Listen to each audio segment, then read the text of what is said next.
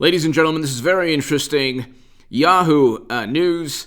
Haley says she'll back Trump, stand down if he runs in 2024. CNN, Nikki Haley says she'll support and not challenge Trump if he runs in 2024. Fox, Nikki Haley says she won't run against Trump if he mounts a presidential bid in 2024.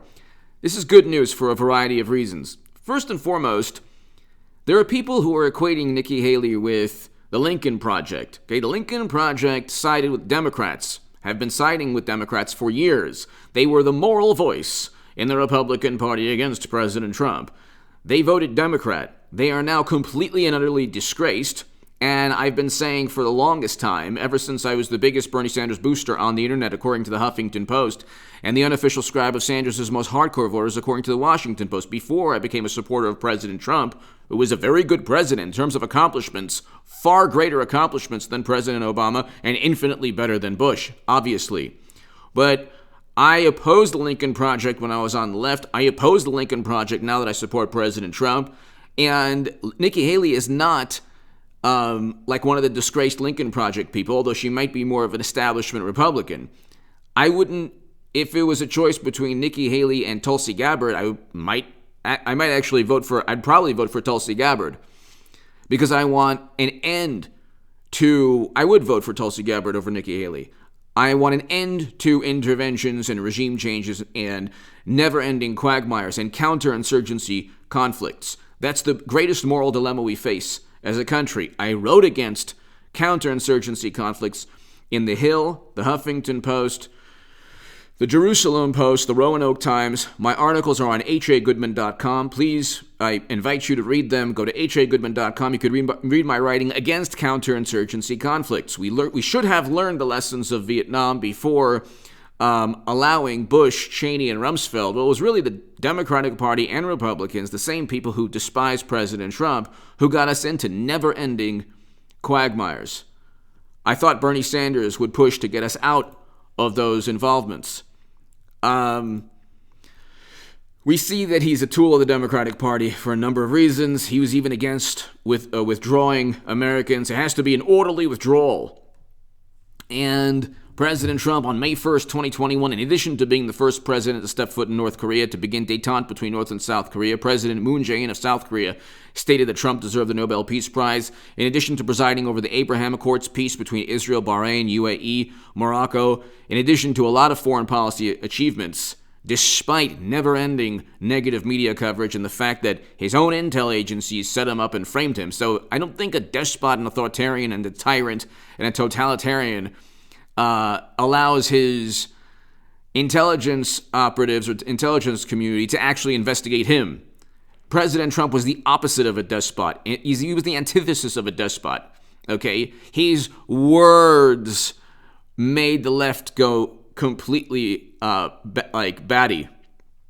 But prison reform legislation, like Biden, is a far greater example. He wrote the crime bill with a 100-to-1 sentencing disparity. President Trump signed prison reform legislation.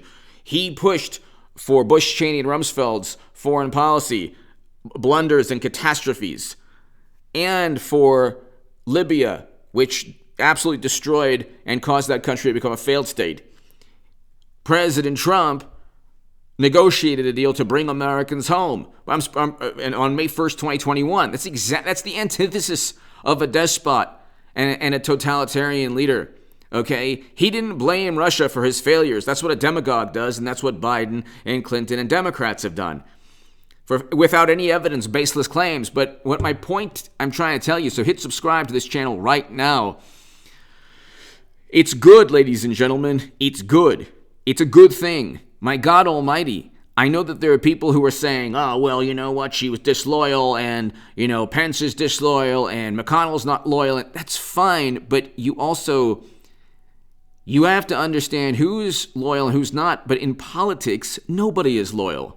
In politics, you have to give people incentives, political incentives, to move towards one direction. You think Democrats care about ideology? Look what's taking place. Look what's taking place right now under Biden's watch. A humanitarian crisis far worse than anything that took place in President Trump's administration. Far worse at the border.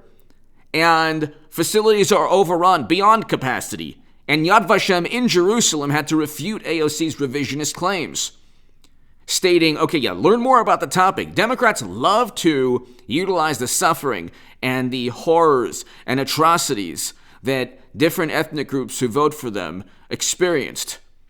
They do this with people of my background. They say, look at the AOC says never again. Well, Yad Vashem says, hey, wait, don't, in Jerusalem says, don't utilize that phrase and don't liken or correlate one time period to another, because you're talking about two different things, completely different things.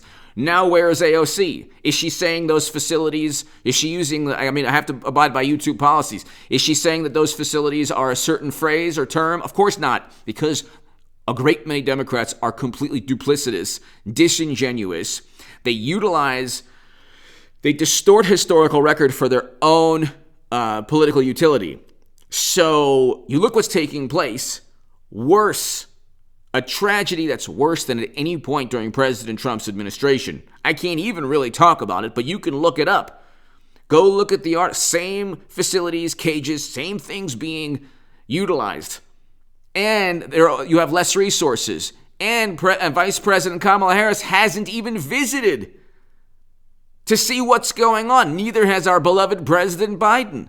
So it's like, and there's no media outrage. There's no apoplectic, seething, fuming, hysterical coverage. They're not blaming Biden, although it's his America. How many tragedies have taken place in Biden's America? So we learned that it was 4 years when they said the sky is falling with Trump, they lost political influence. And then they had to create this world where everything's Trump's fault. Again, getting back to my point, you need to build I don't like the word coalition. I don't like the word building, like the phrase building bridges. But you have to, if you're President Trump, spend the next 4 years before you run again, because I believe he's going to run again. You have to build some type, you have to build a renewed Republican Party, because he runs the Republican Party now.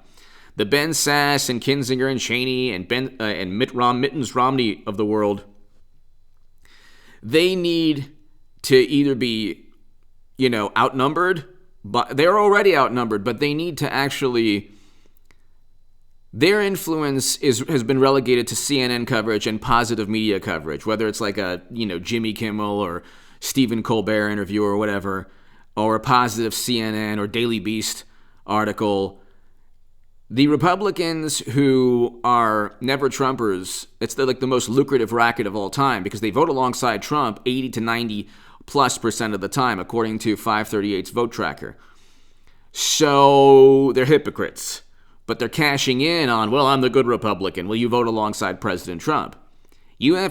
Trump has to make it so Republicans never investigate him or a Republican president again. He has to make it so people like Nikki Haley or Mitch McConnell, or even Ben Sasse or even Mitt Romney, find a way to get to even Mitt Romney. Find a way to get Mittens on his side. Lower down the rhetoric just a little bit. That doesn't mean you have to be like, two-faced. And one good thing about President Trump is that he's honest with his feelings, but sometimes he's too honest. When he runs again, it can't be another spectacle like, if it ain't broke, don't fix it, okay? But if it's broke, fix it. It can't be another spectacle where he's in the headlines, oh my God, he's a totalitarian because of his words and tweets. Well, that's not what, if you know anything about history, people weren't horrible, atrocious demagogues and tyrants because of tweets, because of Twitter, because of their words. It was because of their actions, their militarism, their police state, their blaming of other countries for their failures, okay, and their reckless foreign policy and their interventions and invasions. That's the hallmark of Biden's history. I mean, you can look. It's like plain. It's right there for you to see. The younger generation views a totalitarian regime as somebody that says things that are mean, that says things that are not politically correct. If you judge a person by their accomplishments and even by their words, or by their failures and by their offensive statements, Biden far overshadows Trump in any type of ideological definition that is linked to a totalitarian or despot. But see, again, you're going to need a unified Republican Party around President Trump. He did good things. Trump has to just calm down a little bit. He has to go. I mean, this is my opinion. Not only should he make peace or forge a friendship or whatever with Nikki Haley, but also, when the time is right, Mitch McConnell. He could try to reach out even to Kinzinger, Adam Kinzinger, whatever. It doesn't... See, the thing is, maybe not Kinzinger, but definitely Mitt Romney or Ben Sass. Again, it's not really relevant whether it works out or not. He should try. That doesn't mean that he shouldn't take over the Republican Party in many of the ways that he's doing at the moment. In 2022, you will have a Trump Republican House. You'll get an impeachment of Biden because he lied through his teeth. And there were pay-to-play emails that implicate him. Okay? That laptop equals impeachment. Okay? But 2022, you will see the beginning of a Trump Republican GOP. You can't have the stragglers, the people that are in it just for the favorable media coverage. Mitt Romney and Ben Sass know that their political party is already Trump's. They know this. They're now basking in the glory of the CNN coverage. Trump should make it. Trump should give them a political incentive. Make Mitt Romney Secretary of State. I don't know. Like, tell him he can be Secretary of State. I don't know. I don't care. You see. Well, actually, I don't know if I'd want that, but maybe. What I'm saying is, play the game of politics. Politics is a little bit different from business. In business, you're judged by how much money you make, and that's pretty much it. There's a bottom line. Politics, you're not even judged by your failures. You can be a continual failure. Look at Biden. Look at Biden now. You could fail upwards. You see sometimes in football coaches, and you're like, what? How did he get that job? There are football coaches I can name right now that you say to yourself, how on earth did he land that job? This man, like, they fall upwards. So you can in politics, it's more public relations. Am I saying that he needs to get CNN to cover him favorably? No, but he needs to build a more unified Republican Party. You can't just do that by saying, I don't like Mitch McConnell, I don't like Pence, I don't like this, I don't like that. You can't just do that because in any investigation, because you don't have intel agents. If it's Bob Menendez, oh my God, that media and everybody, if it's New Jersey senator, he can be accused of the most horrendous things, and media and the intelligence operatives aren't really going to go after him at all. Not so if you're a Florida Republican. He hasn't even been indicted yet. The New Jersey senator had a trial. It was a mistrial. And you don't hear anything about it. For worse allegations. But again, Trump needs to create a unified Republican Party and give people incentive to back him. It can't just be loyalty to any ideology or populist ideology, or he has to give people incentive.